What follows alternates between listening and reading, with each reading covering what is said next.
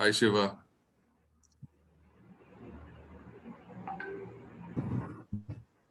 Hey, Madhav. Hi, Pradeep.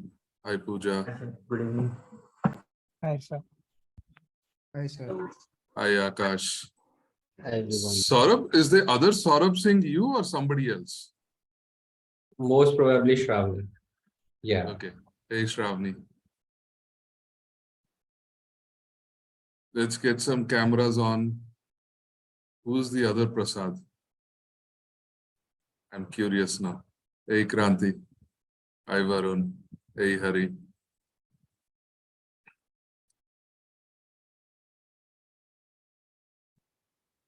Hi, Abhishek.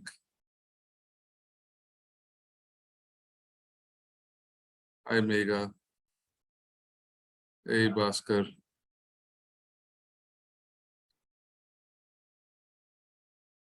So we just had a epiphany. The epiphany was that I'm colorblind, and that's why I teach this class this way. Right? Because everybody else sees colors, I see patterns, and I see frameworks. And so I have to teach everything in patterns and frameworks. So I think that is the difference, I guess. If I was able to see colors like everybody, then we would have not taught this class this way.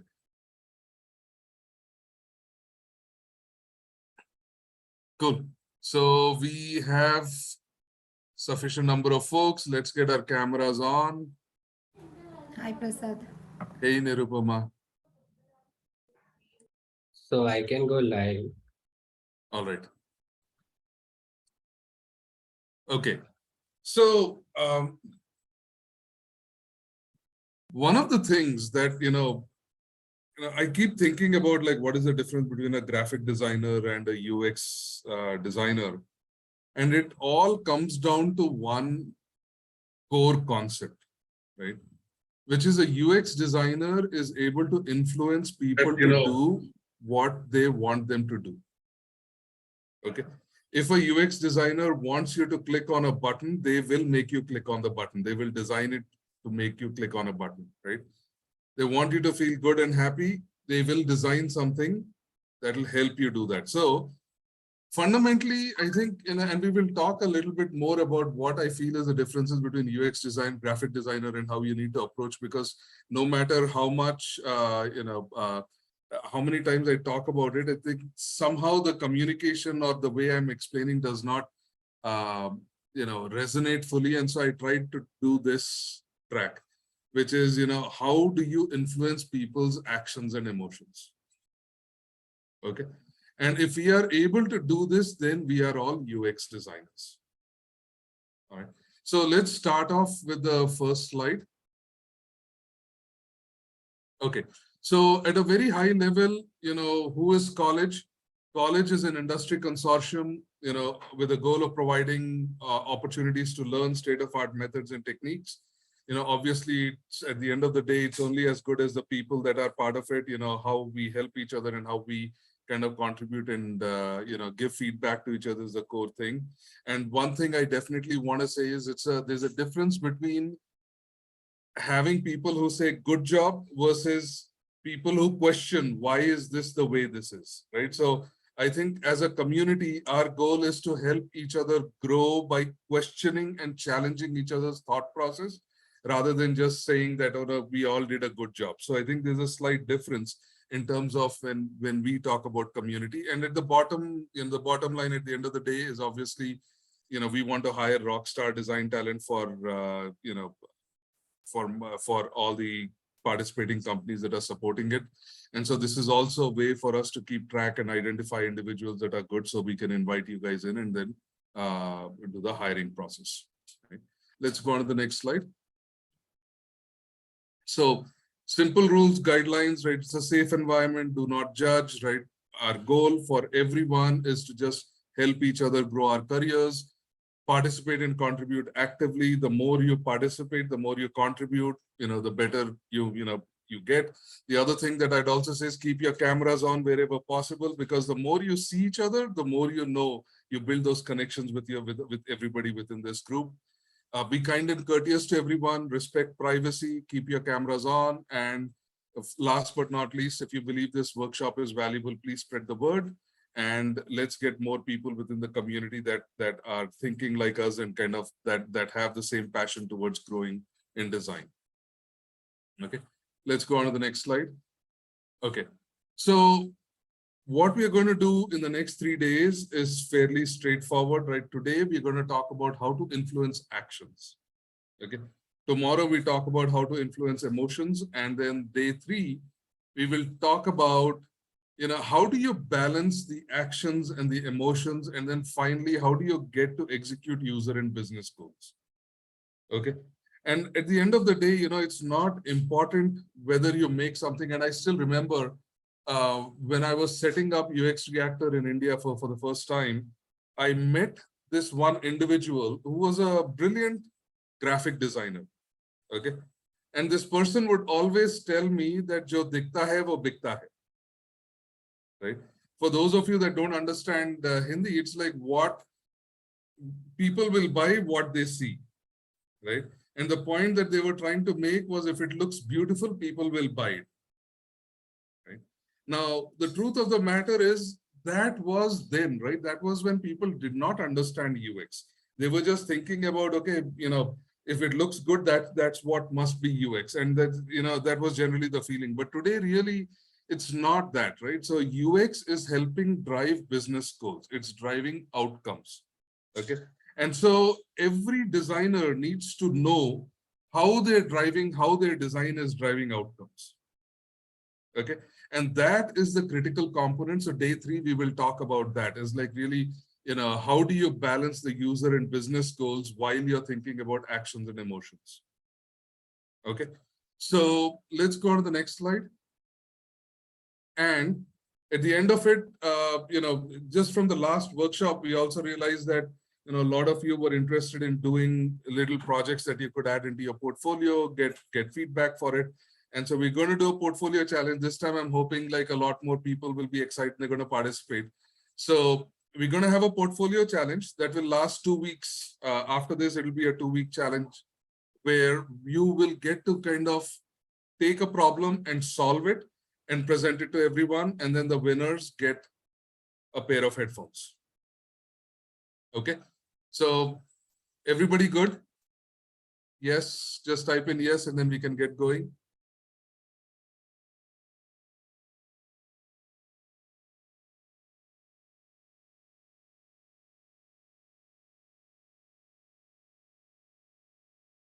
Awesome. All right. Let's go to the next slide. Okay. So this is just a big question, a general question that I'm looking at is when you look at these 2 screens, on one side is the current Expedia.in website, and on the other side is the IRCTC website. Both of them are actually travel websites. Both of them have similar goals. Okay. And, I'm curious, what do you think is the difference between both of these websites? Feel free to raise your hand or speak up or just type it in and then we can look at it. So Sanket says how many winners there'll be. There'll be one set of winners. Winner is always the best. That's the point. Hey, Varun, go for it.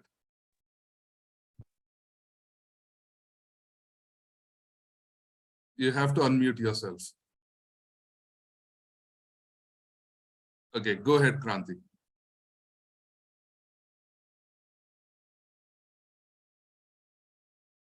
You have to unmute yourself. Oh, okay. People can't unmute themselves. Rajiv, yes. Can you help people unmute themselves? Yeah. So one thing is minimalistic. So what it is required. Yeah. So don't tell me something is minimalistic, something, all that stuff. That is like, the random guy on the street, you show them, they will be able to tell that, right? I want you to tell me like a designer, right? So what is the difference between both of these? Hint, it's related to the topic that we're going to talk about today. So Pooja, you want to go next? Yeah. Yeah. It is showing a direct action that you can just click on just go to the app and start booking, or like, scan the code and start your, I mean, the booking further. That's what I can see the difference right now. Okay, you're getting there. So you're getting close to the answer. So you're saying on Expedia, it's about just start booking. That's the Yeah. one action, right? Yeah. Well, what is the hierarchy of actions on the other side? So Ishita, you want to There go is- next? So I'm just going to give everybody a chance. Is that okay, Pooja? Go. Yeah, sure. Yeah, so hierarchical structure like from to to should be one, but it's like I can see from first, then date I need to select, then to. So it's little bit messed up on the right side. Although it's a all functionality, it's a quite similar, but the prioritization of action it's different for each of them. Okay. So this is a trick that I will tell you is, when you look at when you look at a design as a designer, or when you tell people to evaluate a design, they will generally look at everything from top to bottom, left to right. Okay. The trick is close your eyes and leave it just like this, like a small slit, and see what jumps out at you visually. Okay. And see what is jumping out at you first, second, third. And then the things that are jumping out at you are the key actions that website wants you to do. So what are the key actions there? So go ahead, Megha.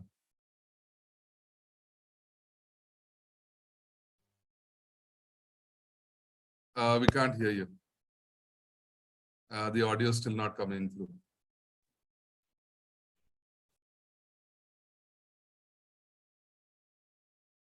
Check your mic, please.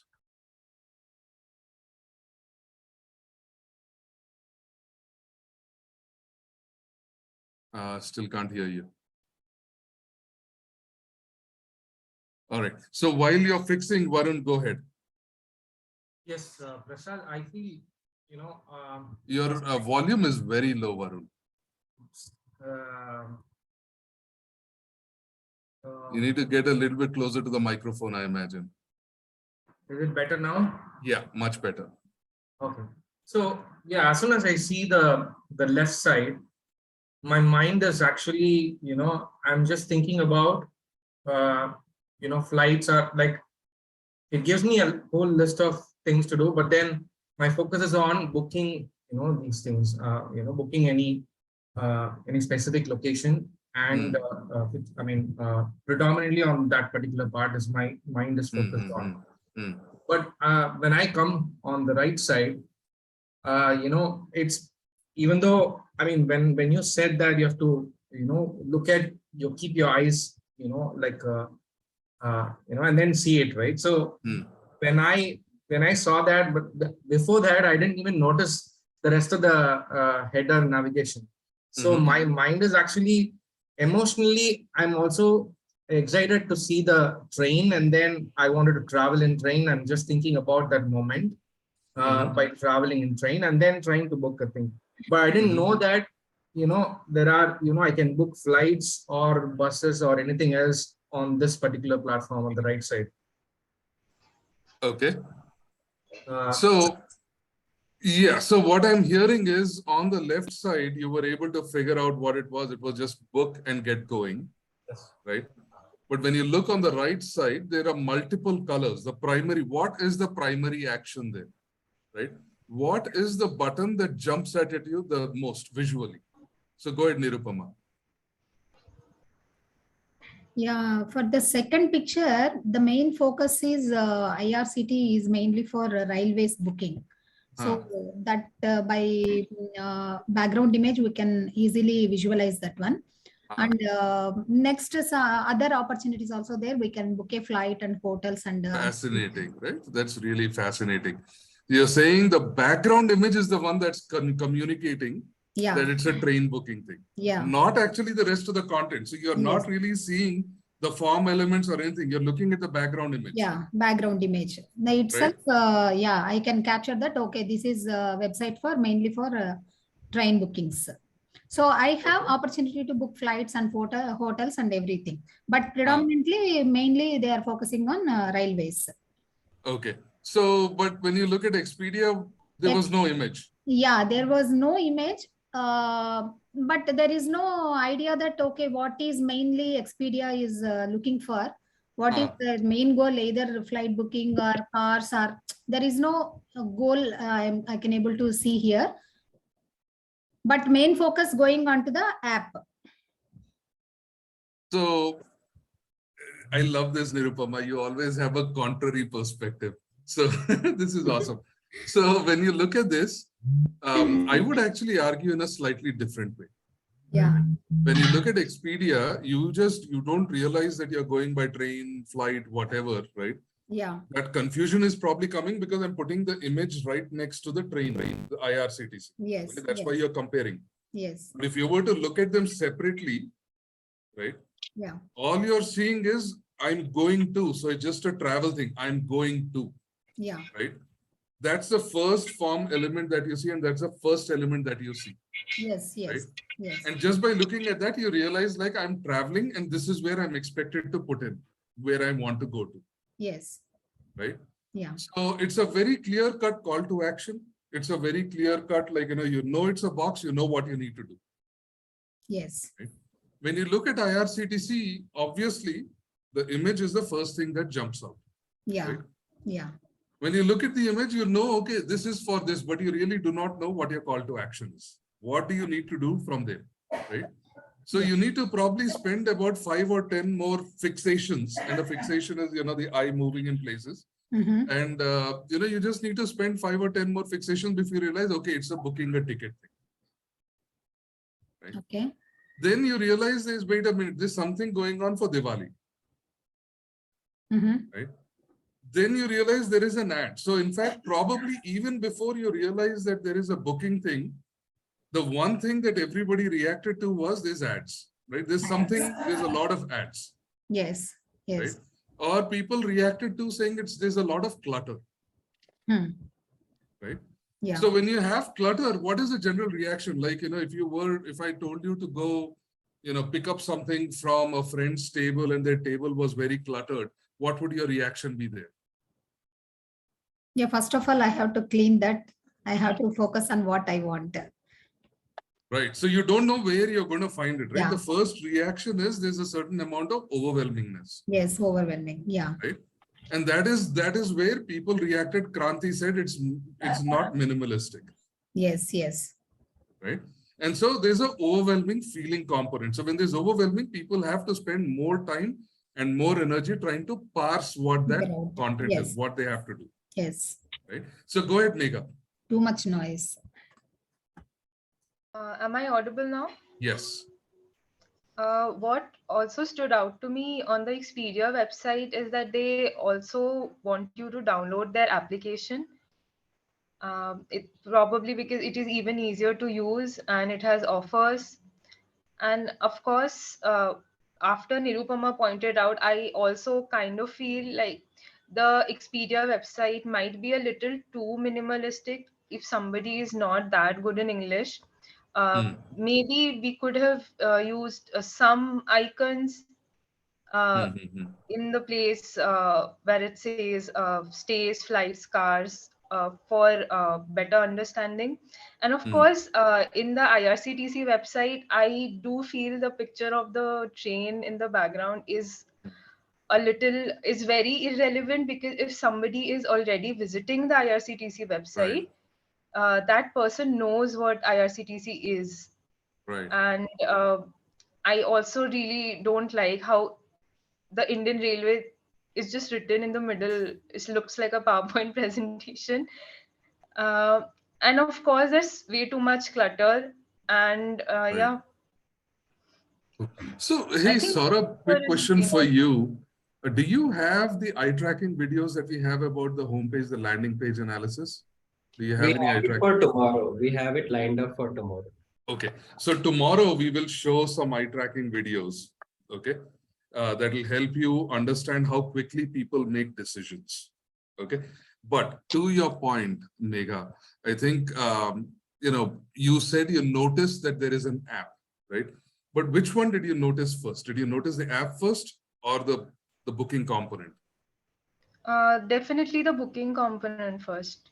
Okay, so think about it from this perspective. If somebody wants to book a ticket and they say, I want to book flight tickets, they land on this page, their natural reaction is, okay, I know where I'm going to, I know when I'm going out, and I know when I'm coming back. It's very simple.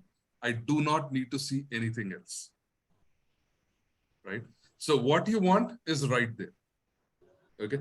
And by the way, oh, wait, how am I going to go there? What is my alternative, right? So how would I get there? Well, oh, okay. So there's stays, flights, cars, packages. So you can see those choices if you were booking.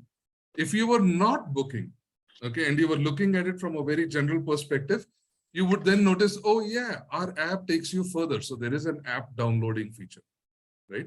And this is a very, very important point that you brought up, Megha. And, you know, and I never know what kind of conversation we have in these kinds of classes, but these conversations bring out some really interesting points. Okay. And I'll tell you, during the search engine wars, there was Google and Yahoo. Both of them were competing with each other. So initially, Google was running on Yahoo servers. And at some point, you know, Yahoo wanted to acquire Google and, you know, the acquisition didn't work out. So Google went outside and it basically built its own, you know, server architecture and all that stuff. And then Yahoo basically went out and bought 10 different search engine companies and created Yahoo Search. Okay. Now, the problem there was, I mean, the interesting challenge there was the way Yahoo was built was there were human beings who would look at all the websites and classify them. So how would you, if both sides were running on machine learning, but the way Yahoo was machine learning was they would have hundreds of people sitting there and they would say, here's a sample search. Tell me which of these results are relevant. And then these editors, they were called editors. Editors would say relevant, not relevant, relevant, not relevant. And the search engine learned based on what these people were training the search engine with. Okay. Now, what Google did was they said, yeah, you know, we are not going to give it to editors. Whatever people click on, we are going to use that to learn. Okay. So once we learn from there, then we will automatically change the ranking. Okay. And I'm simplifying this a little bit. I mean, there's definitely a lot more complexity, but at a very high level, it's a very simplistic description of how both companies approach search. Okay. So then the question was that every time we would go and talk to customers, the customers would always say that Google was more relevant. So it wasn't, you know, technically, when you look at scientifically, both were equally relevant. But when we talk to customers, customers always said Google was more relevant than Yahoo. What was the difference? And I'm just going to take two opinions there before I kind of share my thoughts. But yeah, anybody want to say what was the difference between Google's and Yahoo's approach?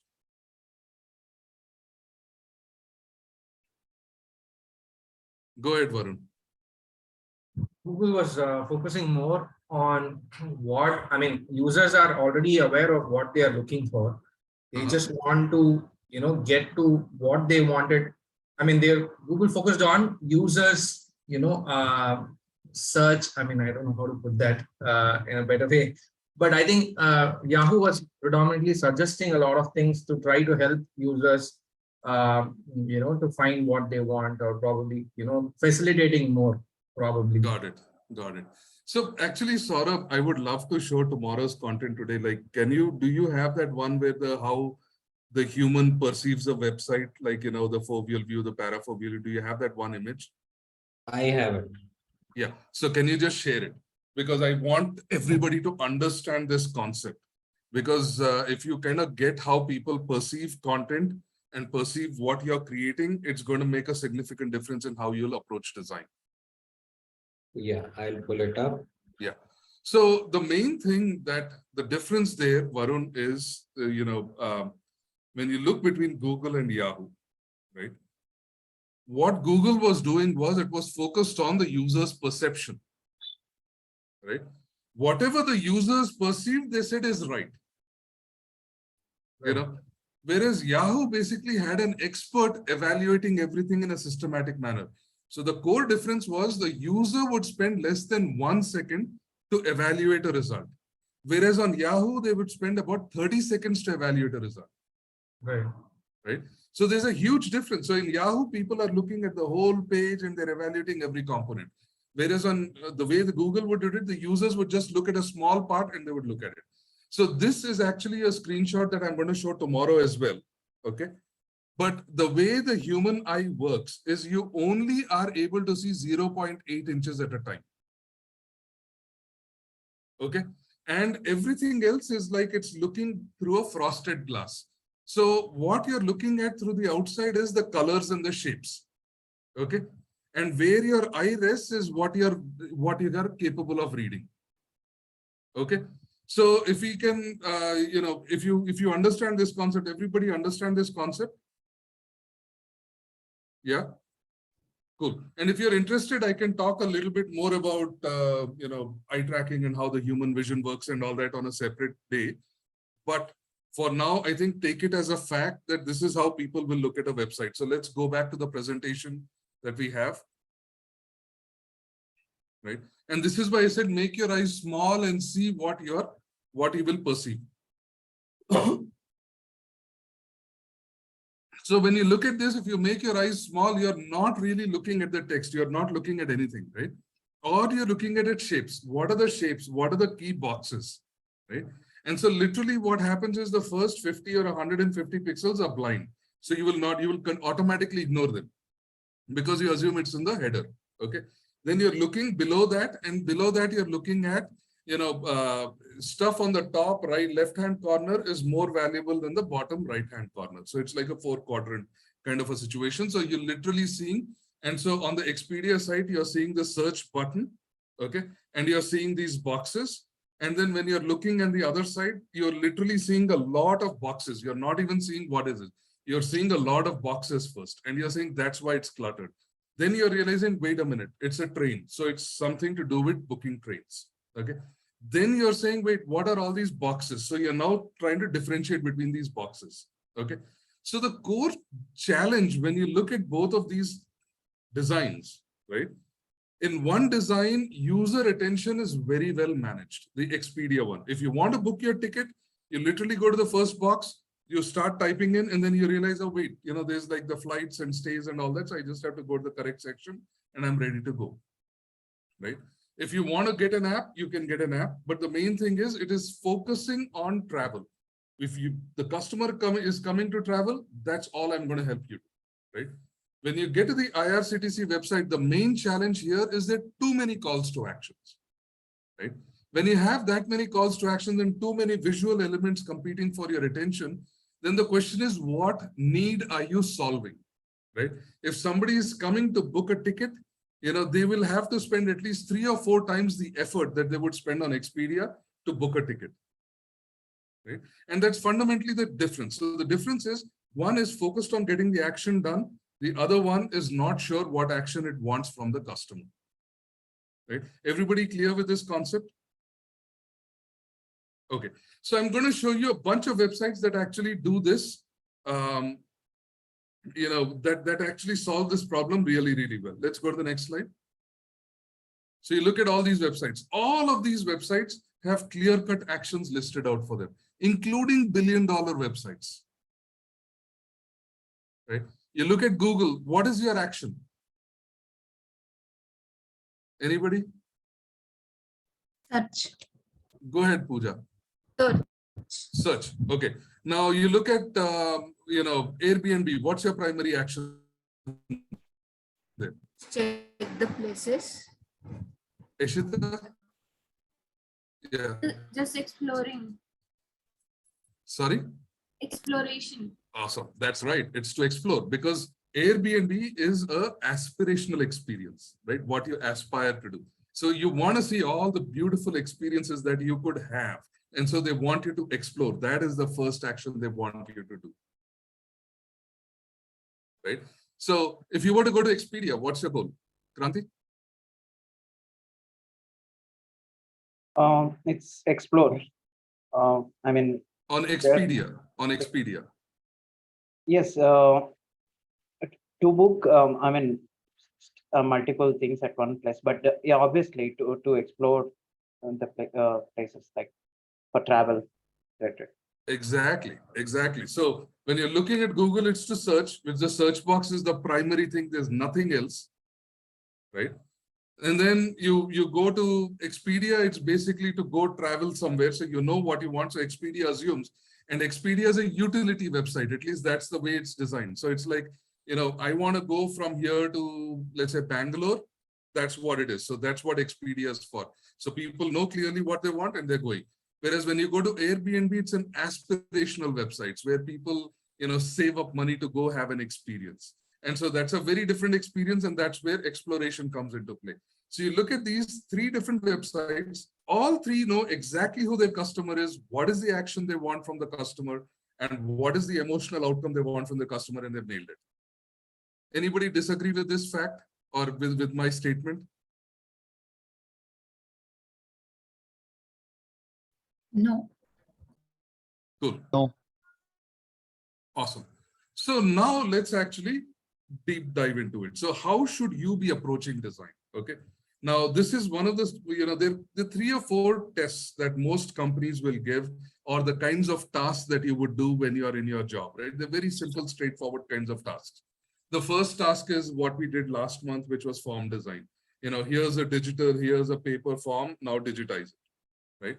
So that's a very common kind of a task that happens, okay? The second kind of task that happens is, hey, here's a wireframe, now do a visual design for it. Okay, which is what we're going to be talking today, right? Which is, it's not visual design. So what the customer is saying is, or what your boss is probably saying is, here's a form, digitize it. It's not that simple. You really have to break it down, right? And the same way, if somebody says, make this thing look beautiful, it's not making it look beautiful. It's understanding what is the intention of that site, who is your customer, and how do I communicate it in the order that it should be communicated. Okay. So this skill is really, really critical in terms of getting those communication, getting the visual design, like for transitioning from a graphic designer to becoming a UX designer. Okay. So I'm not sure how many of you are graphic designers here, but if you could just, yeah, awesome, Sneha. So I see one hand at least. So yeah, so for you, this is the one skill that you need to kind of understand. Once you understand, it becomes very easy. Let's go to the next slide. Okay. So here's a simple task. Okay. IRCTC, and again, IRCTC is awesome because it's a government website, and for whatever reason, they keep kind of, I don't know how they manage it, but they manage to always do it wrong. And so it is a great training tool for us. Okay. So here's the IRCTC thing, and where we give a framework, a wireframe. So we gave this wireframe to designers that apply at UXReactor, and we said, okay, design this. Okay. Now it's a simple thing, when you look at the IRCTC, this is a search result page thing, where you have typed in something in the keywords, in the text boxes up on top, and then you hit search. And so then this is the final landing page where your, search terms are up on top, and then you are able to see which day you want to go. And then you see a list of all the trains with, the departure, arrival, and all that stuff, and the class, and then you can book your ticket. Okay. It's a very simple wireframe, nothing complex about it. Okay. Now you will see how designers would approach it. Let's go to the next slide. Now here are 2 tasks that have been submitted. Okay. Now take the examples that we talked ahead before, right? So which is, what is that website problem? What is that problem that website is trying to solve? And so now when we look at this, one of these guys is a graphic designer, one of these guys is a UX designer. Okay.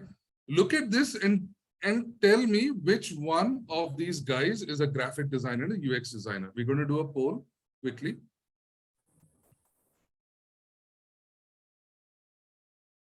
Go ahead.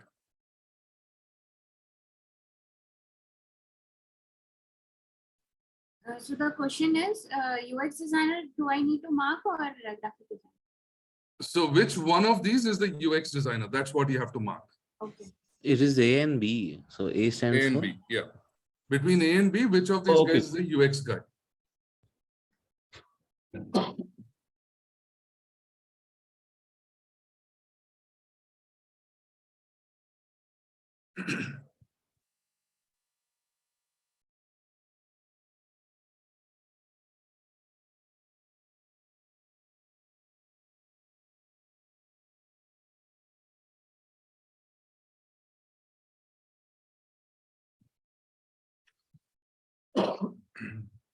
So somebody is saying they can still see Rajiv's screen, but there is a poll that probably showed up.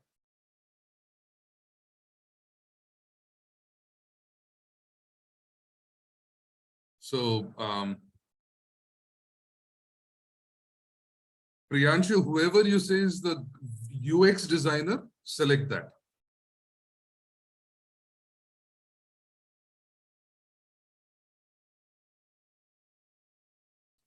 A is UI and you're saying B is UX.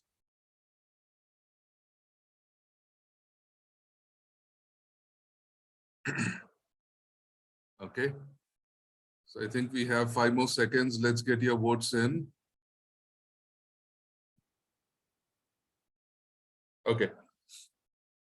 So majority of you basically said B is the UX person. Okay.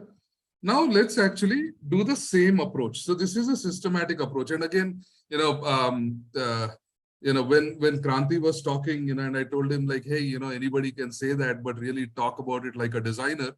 What I'm trying to do is I'm trying to get you to kind of break down the problem. Okay. And think like a designer. So think from a very technical perspective, because design again is it's a very technical field. And so you need to apply those technicalities in here. So let's go to the next slide. Okay. So if you think about what are the user goals, okay. So this is a search result page, obviously. So the first goal that the user, and understand, every designer is expected to prioritize. Okay. So if you put 4 goals, you have to prioritize which is the most important goal, which is the second most important goal, or you prioritize by order. So what is the first question that somebody has? What is the second question that somebody has? So when you look at the priority list, it's a four-part thing. The first one is, I want to discover what trains are going. Okay. Second, I want to compare, okay, which of these trains may be better for me. I might want to travel during the night time, because I want to get to work the next day. I want to check availability and I want to purchase. Okay. These are the 4 goals, and purchasing is the last step that you want to do. Correct? But the order is first discover, compare, check availability, then purchase. Agreed? Everybody on the same page? Just type yes. Okay. Now let's go to the next slide. Okay. So the first thing that you have to think about is when a user is, and this is again goes back to, all the UX gurus that teach, right? What is the first thing they teach? Empathy, right? The first thing of doing empathy is really what is the customer going to see, not the whole page, right? So the first thing that we said was, let's actually draw the fold. Where is the fold? And the fold is, what is the thing? What is the part of the screen that will be seen immediately? And what is the part that you have to scroll to see? So below the dotted line, you have to scroll. Above the dotted line is visible. Okay. So when I'm looking above the dotted line, which of these pages is better to discover trains? Anybody? A or B? Let's do the poll again. A or B? So can you repeat the question? Yeah, so now you've seen the fold. Okay. Now the question is, which of these 2 designs is better to discover trains and compare them? You want to obviously discover and compare them.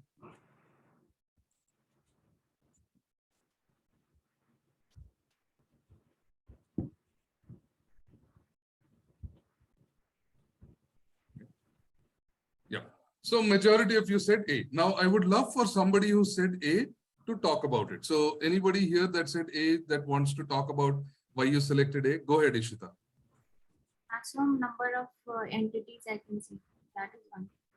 Yeah, so you can see multiple results right up top, above the fold. Go ahead, Mark.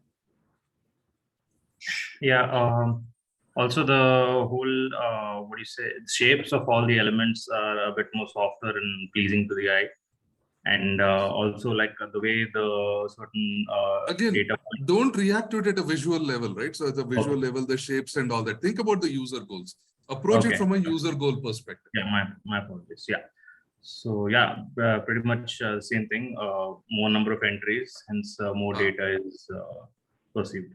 Right. But the other thing also, if you notice, people read from left to right. So they've got these colored elements, right? So which says the train number, right?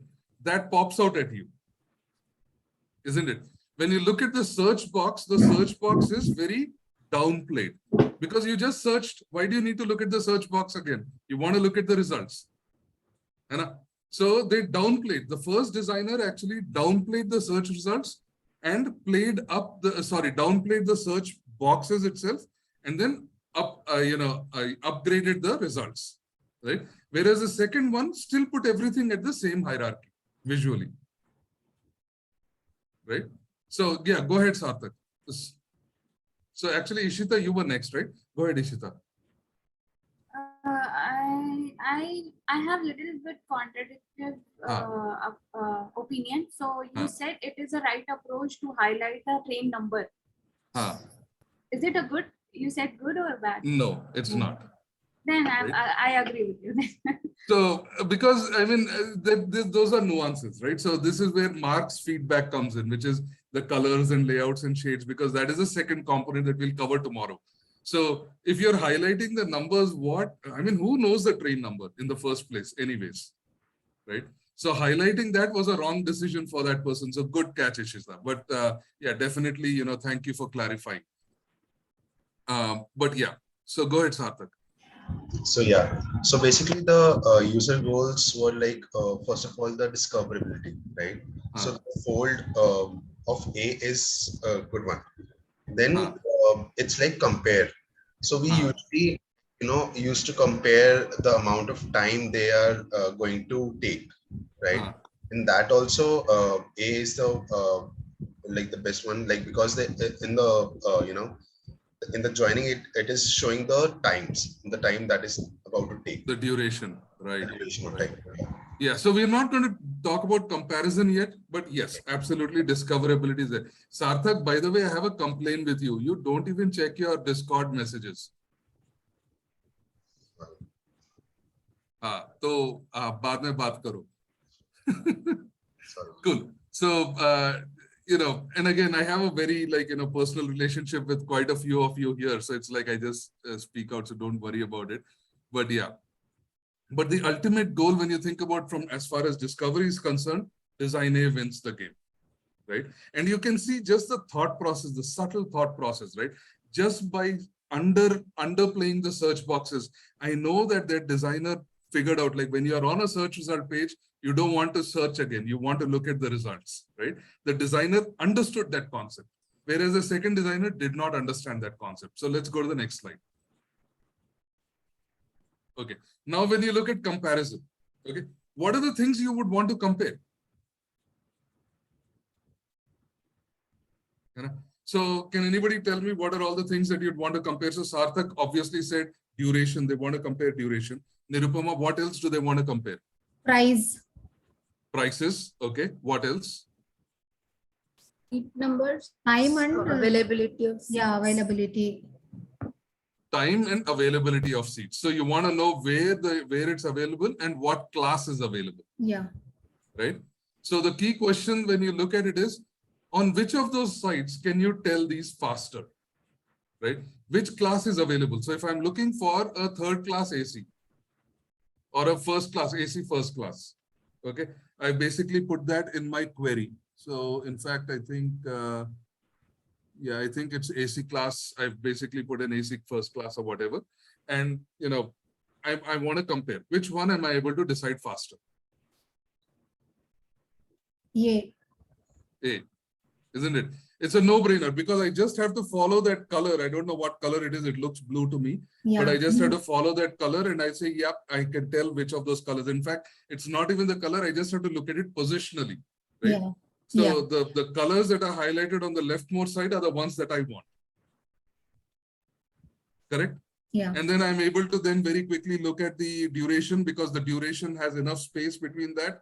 And I'm able to tell the duration exactly what is the duration. And, if both of those meet, and again, think about this way, right?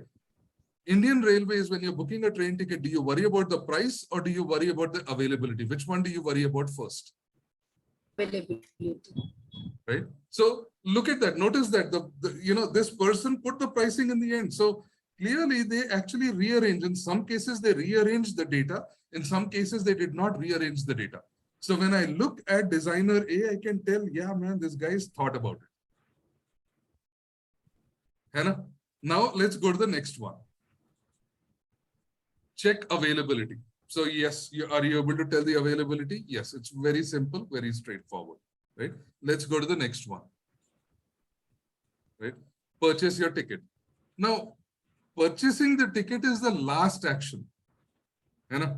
So it's like, now think about a shopping experience. If these two pages were a shopping experience, okay, what would they look like? So, and this is what I say, like, design is not rocket science. All you have to do is connect the dots with your day-to-day life. So what if both of these pages were different people? How would they react? So the second one, the way it would work is because the highlight is on the buy ticket. So the moment you're going there, it's almost like the moment you're going to the shop, khareed lo, buy it. But wait, I want to know whether the train ticket is available. No, just buy it first, pay the money, then buy it. Right? No, but I want to know what is the duration? No, we'll do all that later. First, buy the ticket, right? Now, I guarantee you, none of you will purchase that ticket. None of you will buy from that vendor, right? When you look at the first one, it's all about like, let me answer your questions first. Once I answer your questions, then you buy it. Anyways, you come to buy it. So I don't need to highlight that button because whether you want it or not, you will, if you want it, you will find the button. If you don't want it, I don't want to distract you. Hannah? So now the question is, which of these two guys is a UX designer? So let's do the same poll again.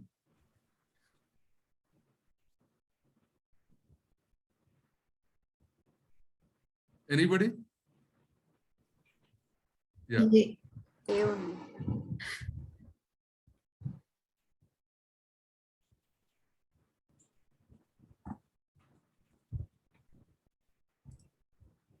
That's right.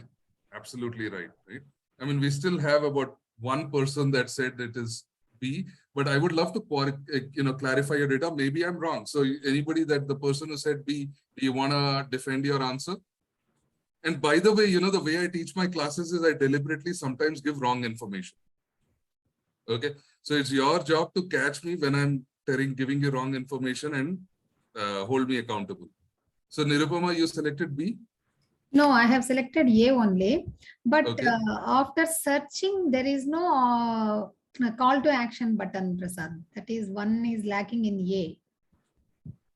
Yeah, but that's the secondary issue, right? Those are like the secondary part because that's still an expander. If you notice what this person has done is he had made it an expander. So he has created a little affordance on the top right-hand corner of those search boxes with a little chevron pointing downwards. Yeah, right? open and so I would assume that when the focus goes onto the search box, it will expand. Yeah.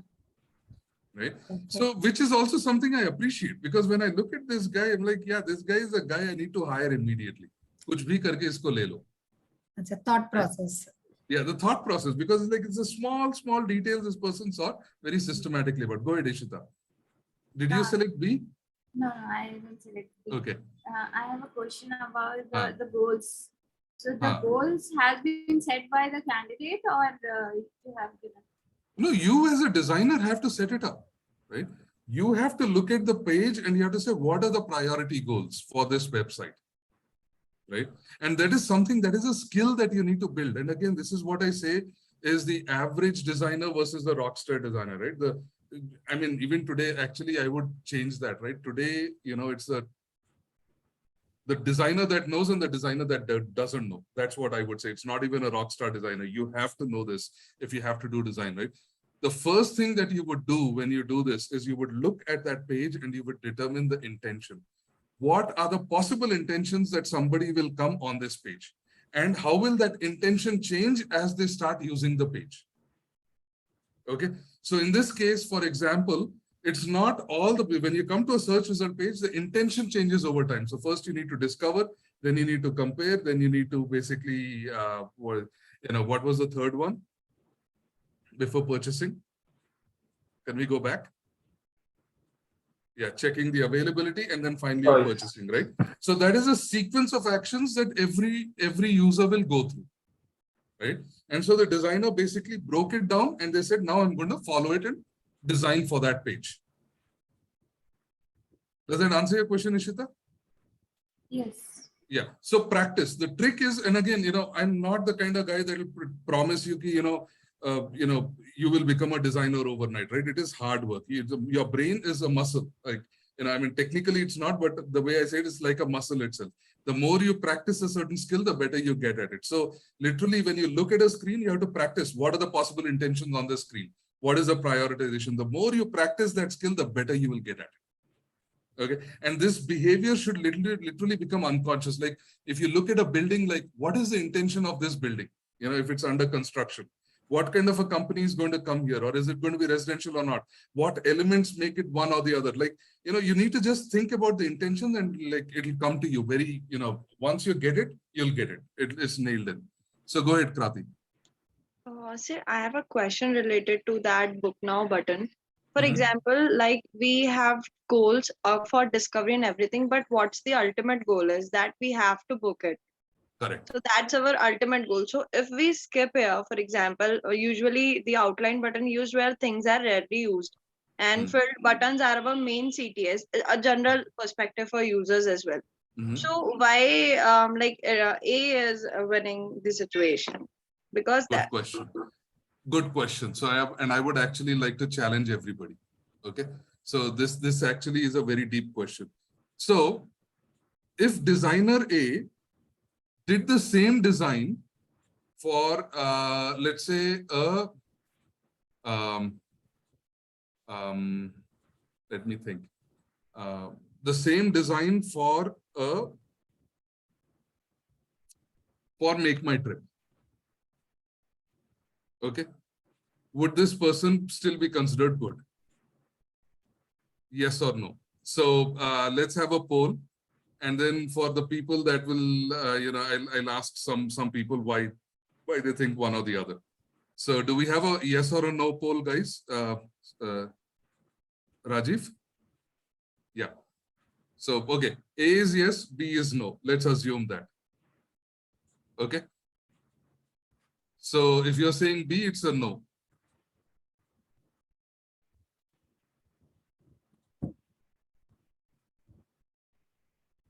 Okay. So most people are saying no. Okay. And I'm very curious. Why would you say no? Anybody have that answer?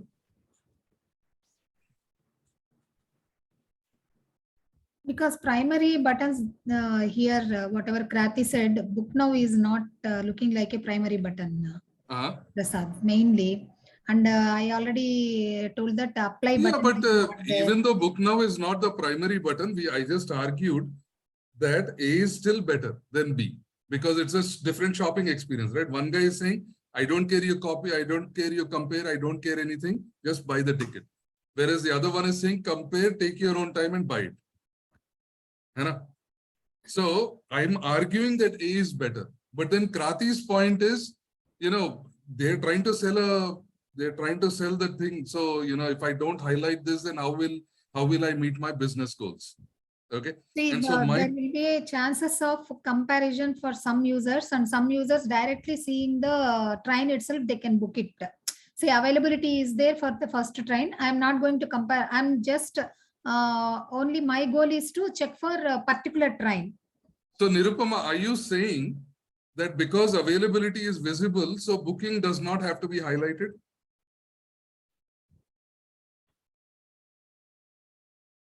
Can you come again, Prasad? So you're saying I'm going to look at the availability. If it's available, then I can book. So you don't need to highlight the button. That's what you're arguing. Yeah, actually, call to action primary buttons means it should be highlighted. No, whenever OK and cancel. So focus should be on OK and not the cancel. So but the point is, the primary goal is not to book the ticket, right? The primary goal is to first find something you like.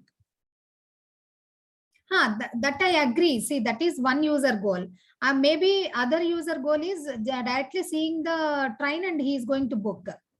So there is an answer there. There is an answer there in your argument, but you're not saying it technically. Okay. So think about what you're trying to say and then summarize it in 1 or 2 words. Okay, go ahead, Pooja. So the primary goal is to check the availability of the train, see the seat numbers and everything. So we can like as a designer, we can play visually also. If our every need, like as a user, every need is fulfilled. And if I go on the CTA button, we can highlight that after fulfilling all the needs. Like, Right. you know, like we can play that way also visually. So, but your It is not argument then mandatory. is, so your argument is that we would still, you know, if the designer A had done this for Make My Trip, it'd still be a good designer. Yeah, I think so. Okay. So my argument is counter to this. Okay. I would argue that designer A would not be a good designer in the Make My Trip example. Yeah, in Make My Trip, I'm also. And I will tell you why. Okay. Because in IRCTC, you're talking about a limited set of resources. There's only limited set of trains out there, right? And it is a monopoly. So if you want to purchase your train ticket, chances are this is probably the only place, because this is the cheapest place where you'll get it. You know, there's Clear Trip, Make My Trip, all these guys still also sell train tickets, but it's more expensive. So chances are people will want to come here by default. They've got a business advantage, and therefore, you know, you're not worried, right? So you are basically following the system. Now, if you look at Make My Trip, it is very easy to go from Make My Trip to Ease My Trip to some other website. So the target audience is the target audience is different for IRCTC and Make My Trip. So correct. That's why I think their main goal is that the CTA in Make My Trip should be highlighted and not on the IRCTC. That's what. Exactly. So I think we've kind of answered the question. So this is awesome, right? So Krati, does this answer your question? Yes, but this is a really good question. It's a very deep question that makes you think, like, you know, and again, the point being is always remember that no design is perfect, right? A design is only good in the context for it's being designed. Okay, go ahead, Ishita. Just a point, like as Krati said, the ultimate goal is to purchase the ticket. But the exploration part, it's more in MMT, not here in IRCTC. Here, means IRCTC is mostly focused on the conscious decision. So there means they are giving a more chance to verify what you require than take action. At IRCTC, it is giving you more chances. Is that right? Exactly. Yeah. Because again, Make My Trip is in a very competitive space. They don't want you to think, just buy it. Because if you stop and think, you'll go somewhere else. Right. And again, every time you buy a flight ticket, you really look at multiple sites at the same time when you're buying. Whereas when you're buying a train ticket, you're only looking at one. So it's a fundamental difference in terms of how people are looking at it in terms of their behavior. And again, think about it. This is empathy, right? Now, this is what everybody talks about. How do you empathize with the user? You're thinking about what they're looking at. How would they look at it? How would they look at this versus some other website? How does it compete? How, you know, what are the differences? What are the similarities? And that's how you get to a really good experience. So go ahead, Arjun. Hi. Actually, the search Can query you turn on your camera? Can you see me? I don't think so. Okay. I'm sorry. Actually, the search query is happening the same page, right? There is no another page you need to take. Like when I have a search apply, it will show in the bottom, right? If I need to, I change the layout of the page to make user confused. So for Google, they show that in next page because they don't provide any space below for the search result. So they take you to the next page. But here we show the query in the top, and we can show the space below to show the results. So, and also my second question is to whenever I book a ticket, I first check the departure and arrival time only. Then I will go for the estimation whatever. But in first they didn't highlight the arrival and departure time, and they also they put duration in between both. So it's kind of I need to first check departure and arrival, then I will go for the whether the seat is available or not. Then I will book now. Good question. So good point. So let me address one question at a time, the multiple questions. So I'm going to address the second one because I forgot the first one. So you probably need to remind me. So the second question that you said was they did not highlight the departure times and the arrival times. And so how would I look at it? Yeah, definitely. Now, this is a very interesting point. Highlighting does not simply mean colors or text or bolding. It is also positional highlighting. Okay. By positioning it in a place that is very easy to notice, you can get people to engage with it as well. So when you look at it, the left-hand side real estate is always more valuable than a right-hand side real estate in Latin languages as well as Indian languages, Indic languages. Okay. So because we read from left to right. So by positioning that content from on the left-hand side towards the left-hand side, they've created a clear-cut positional advantage for you. Second thing is you are able to see when you're departing, you see that arrow. So by creating that visual pattern, they've made it very, very clear that yes, this has to do with your transit times. Okay. So there is also a visual pattern that this individual has done. Okay. So the question that we've always, we've not always, but we always challenge people is, you can go to a dance club and have a conversation, or you can go to a meeting room and have a conversation. The difference is in a dance club, there are 20 signals all jumping at you. Okay. And you have to shout louder to be heard. Right. So the point here is, when you look at the first one, this person has actually figured out what to tone down, what to tone up. Right. They've tried to create a meeting room kind of a space, whereas the second one is more of a much louder experience. I wouldn't call it a dance club, but it's still much louder than the first one, right? Visually. So the point being is, colors and layouts do not necessarily need to be the only ones, right? Positional highlighting is also a very valid tool for this game. Okay. Okay. Now, what was your first question? And also I have another question in that for you, because whenever you go to some place, there is a minimal like a time difference. Hey, I can't hear you. Your audio is very low, Arjun. Now fine. Yeah. Now is it okay? Okay. When I was go to from one place to another, there is a minimal difference between the time gap, right? So in first they highlighted the duration for 12 something, but in second they just highlighted in second period or something, because everyone know if in this place to this place taking this much time only, there is no big difference between the duration.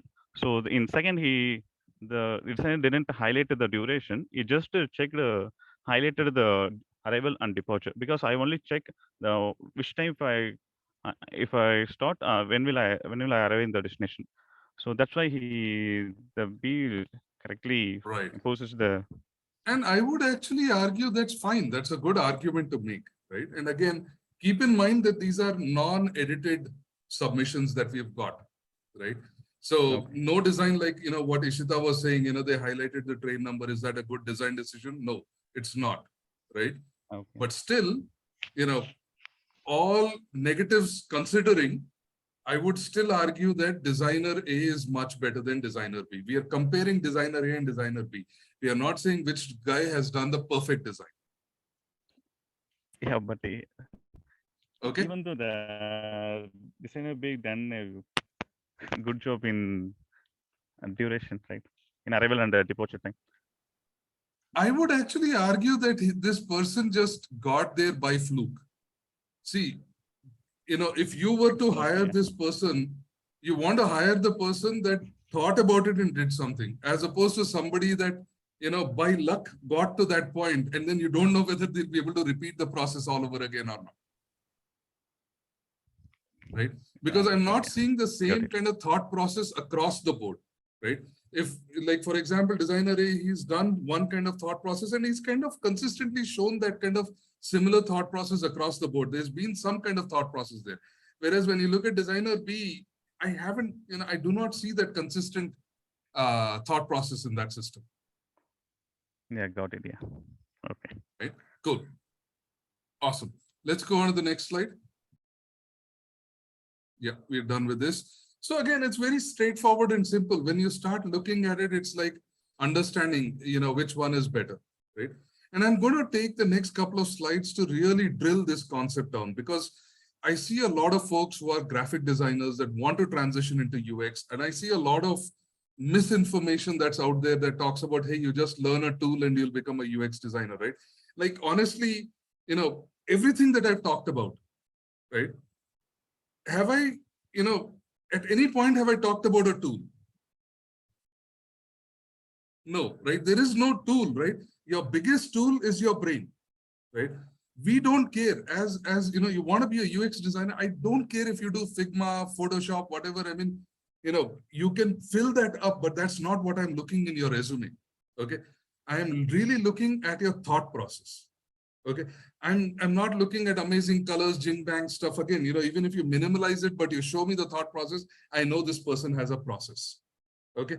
So what I'm going to talk about the next few slides is really, I want to break that myth. And unfortunately, the harder, we need to be very aggressive in talking about it, because everybody thinks if it looks good, then you are a UX designer. No, let's go to the next slide. Right.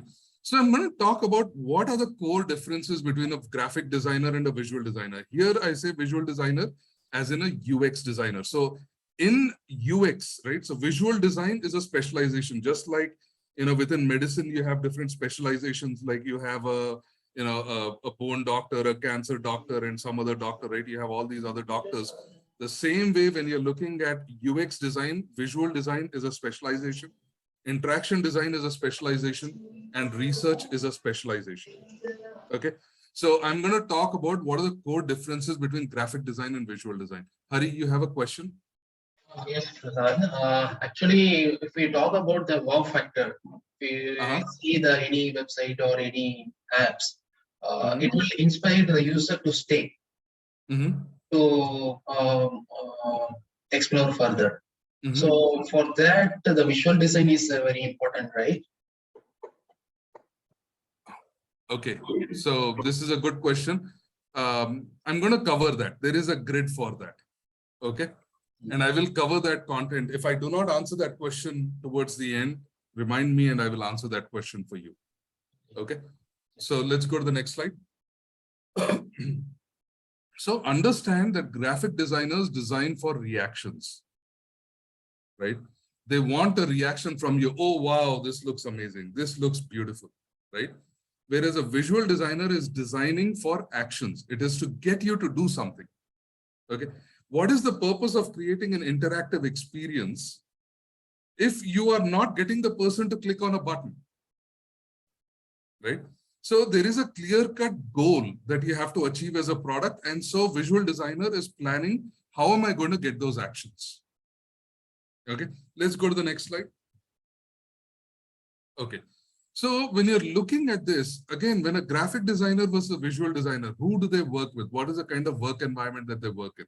Okay, a graphic designer is primarily working with either a project manager or a creative director, and then with a publication. So the creative director is saying, ye kar do, and then the graphic designer does this, goes to the creative director, gets approval, and then takes it back, right? And then there's a bunch of iterations until it goes out to publication. Okay. Now, the thing is, once it goes to publication, at the end of the day, what you're saying is, you know what the size of your publication is. I'm going to print 5,000 magazines. I'm going to put this in 5 copies of these, and these are going to be billboards in these 5 locations, right? Or I'm going to create these, 250 business cards. So that is what you know exactly what is the form factor, how it's going to be utilized, and it's basically done. Okay. But when you think about a visual designer, you're creating a system of things. Okay. So visual designer is negotiating with engineering, because what you do has to be engineering simple, because engineering is not just doing one page.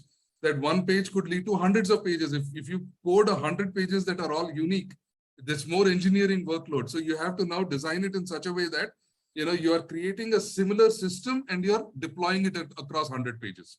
So there's a lot of negotiation that happens with engineering. There's a lot of negotiation that happens with interaction designers, because the interaction designer is thinking, how should something work logically, right?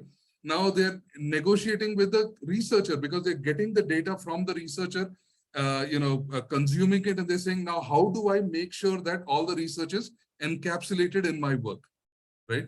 They're working with a prototyper because if you want to go test out the product or whatever, you're going to go work with a prototyper, and the prototyper will end up, the researcher will go test that prototype and all that stuff. And so even before you launch, there's a lot of coordination and communication that is happening, right? Because when you launch it, you really do not know how big your audience is, right? It could be in the millions, hundreds of millions of people, right? So you are actually designing for a large scale. The second thing, right? In the first problem, the graphic designer knows exactly who their user is, okay? In the second one, the visual designer is designing probabilistically. That means I might have 40% of the users that want to book a ticket, a train ticket. I might have 20% of the users that want to look at, let's say, food. I might have people that are looking at duration. I might have people that are looking at arrival and departure time. So these are all different intentions, okay? So the visual designer is probabilistically defining the intention. So 40%, 60%, 30%, whatever, they're defining all these intentions probabilistically. So the visual designer's thoughts mindset is that I cannot make everybody happy every time. Okay, understand this. This is a really, really important thing, right? You cannot make everybody happy every time, but you're designing it in a probabilistic manner in such a way that the most highest probability is going to get the job done faster. The second probability, a little bit more effort, they're going to get it done. The third probability, a little bit more effort, they're going to get it done. The fifth probability is probably, maybe if it fails, I'm not going to give you a horrible experience. I'm going to manage the experience, right? So that is how a visual designer is planning the experiences. So the level of complexity between graphic design to visual design is the sky and the moon. Right? Do you guys understand this concept? Especially for the graphic designers, I want you to understand, what you need to transition to kind of get to the other side. So just type in yes if you get it.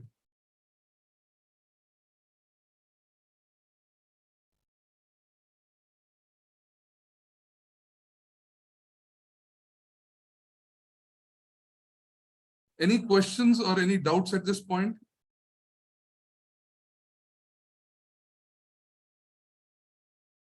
Cool. So no questions. Awesome. Now let's go on to the next slide. Okay. So this is what it is, right? So it's very simple what I just talked about, right? You're designing for scalability, you're thinking at fidelity, you're thinking about, mock-ups, you're thinking about engineering handoffs. These are all the technical problems. So a visual designer really does need to think about this. Okay, let's go to the next slide.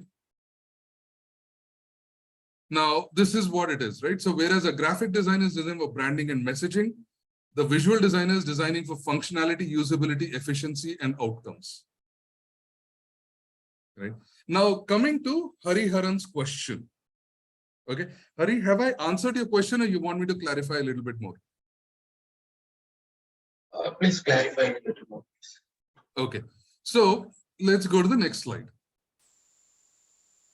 Right. So the graphic designer is focusing on a specific message. They're looking at transactional, because if I create a little artifact, you look at it, you're not interacting with it, right? So you just move on. So I give you a business card, you look at the business card and you move on. You don't really do much beyond it, right? Whereas when you're looking at a visual designer, they're thinking about the journey. They're thinking about the experience that somebody has, okay? So the journey is not a transaction. It's a relationship that you're building with your customer, okay? So what do people see before that? What do people see after that? What is the relationship? How do people engage with it? That's what they're looking at it here.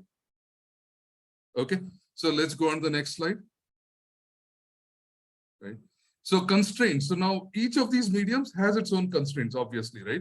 So graphic design is look at print media, right? Even if it's digital, it's static. If you're creating a little an advertisement or whatever, it's static, it's motion. And then you're looking, very clearly what your size is, right?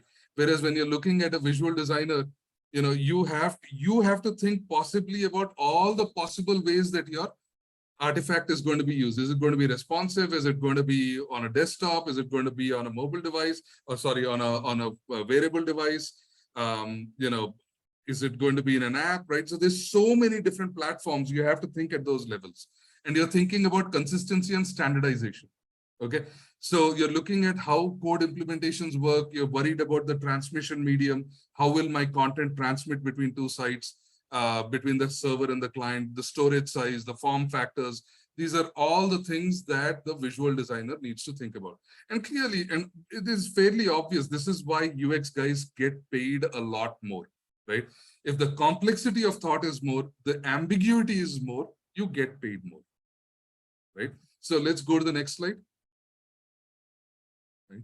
So graphic designer, again, it's a very hierarchical kind of an environment where you have the creative director on top and they'll tell you, and then it's like a very set system. Whereas, in a visual design guy, this person is a domain expert.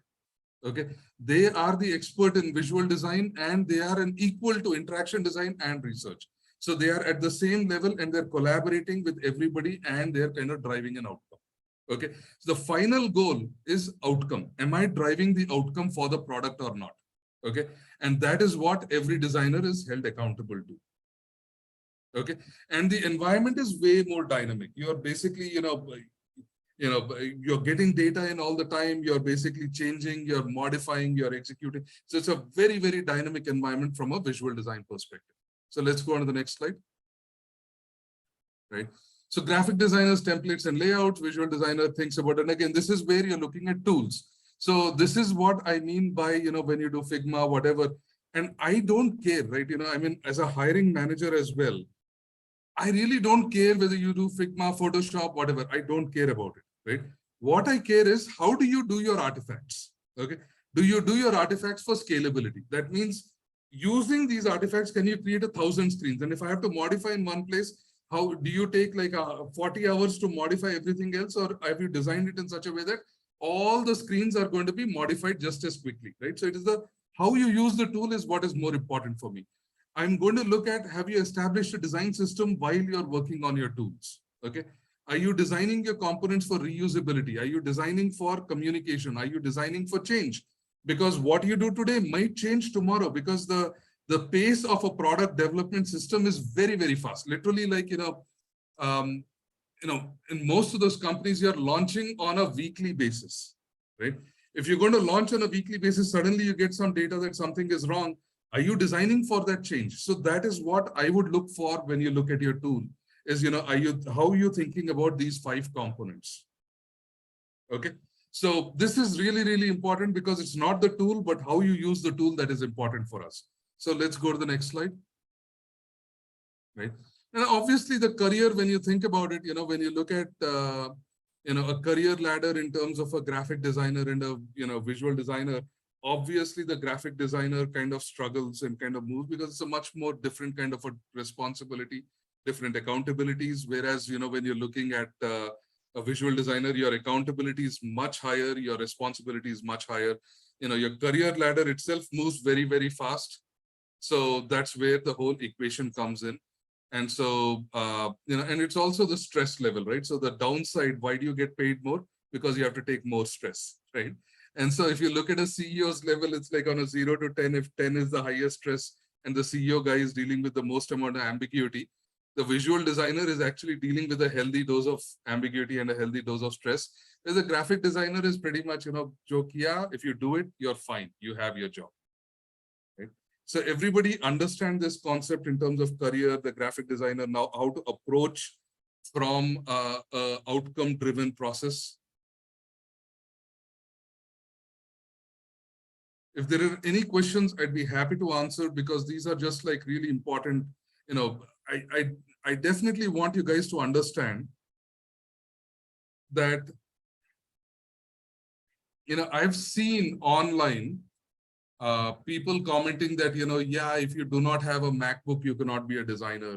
Or if you cannot do good graphic design, you cannot be a designer. And it just like, I feel like pulling my hair because there's just so much wrong feedback. So if you have any questions, I want to make sure that you're all clear before you kind of step out of this space. So let's go on to the next slide.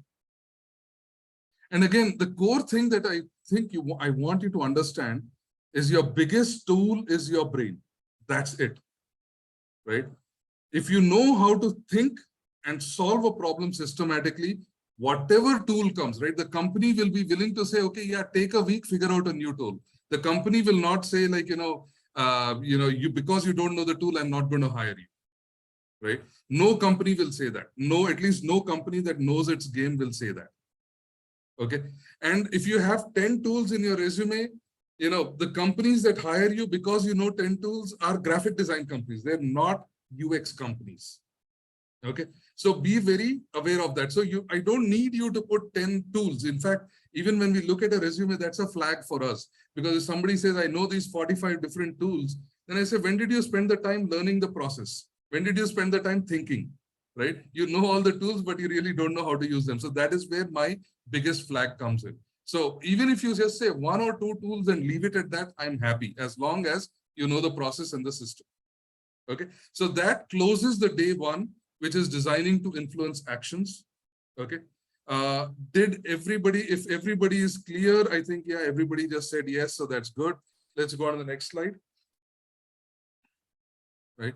So, yeah. So, for those of you that are the one-day guests, I would say, hey, thank you for coming. We're glad to have you over here. But if you want to kind of join us, join the community, build your, build your career. And again, this is what it is. Our goal is not to get you a job. Our goal is to think about careers, sustainable long-term growth where you're kind of being the rock star. What happens in 5 years, 10 years, 15 years? That's the way we look at it.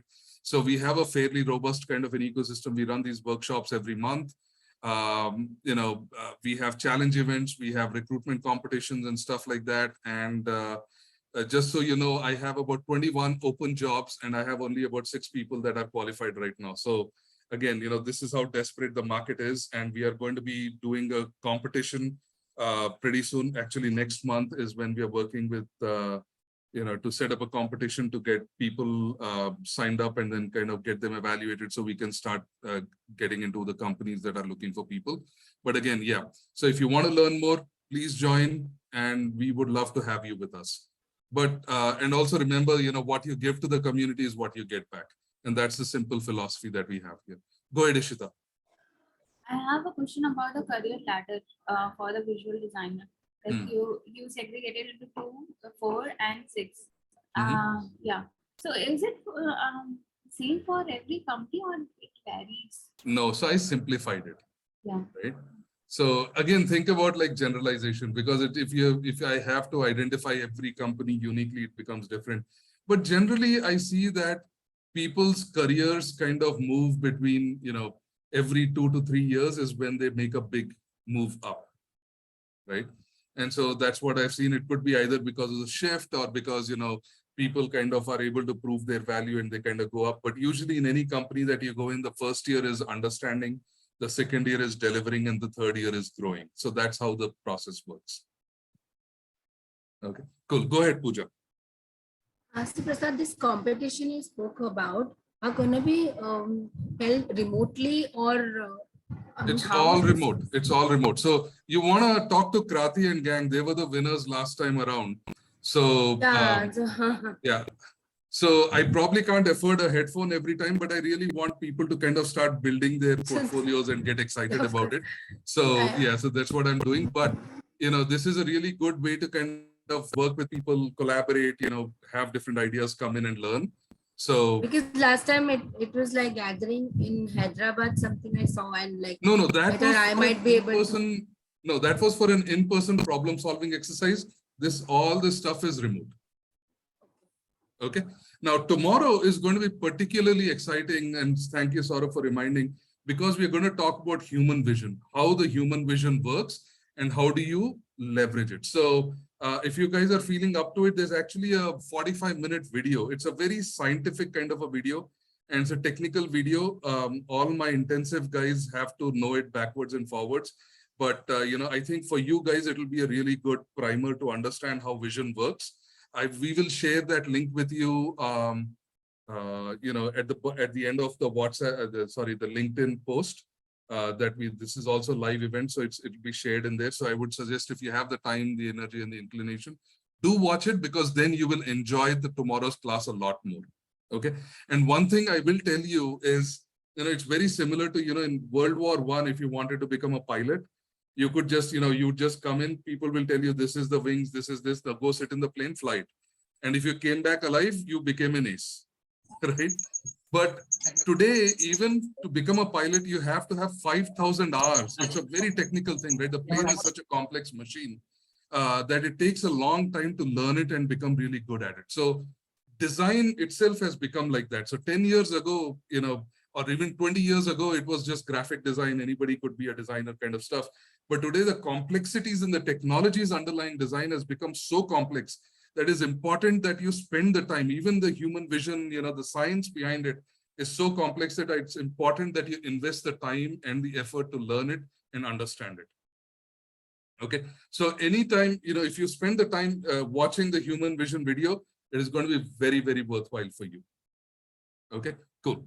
So awesome. Is there anything else? Let's go to the next slide. Yeah, so there's a day one assignment. So what we want you to do is, we're going to have,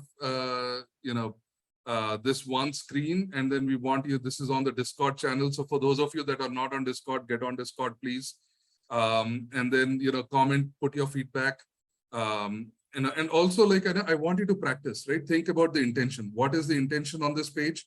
How would you evaluate it? And then how would you give feedback? So that is what I want you to practice. Intention, the evaluation, and then the feedback. So think about it as those three components. Don't tell me, when you're there, like, yeah, this is a good design, bad design, minimalistic. No, give it a very systematic feedback. Okay. And so people that are not on the Discord channel, if you can just copy and paste the Discord link, that would be great. So people can engage there.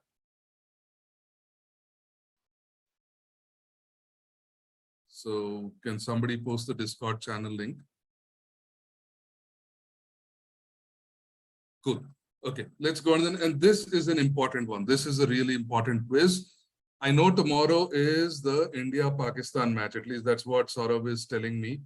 So I believe it clashes, this event clashes with the India-Pakistan match. So the question for you guys is, we have a poll. How many of you would want to move this up to 6 p.m. instead of 7:30 p.m.? So yeah, go ahead.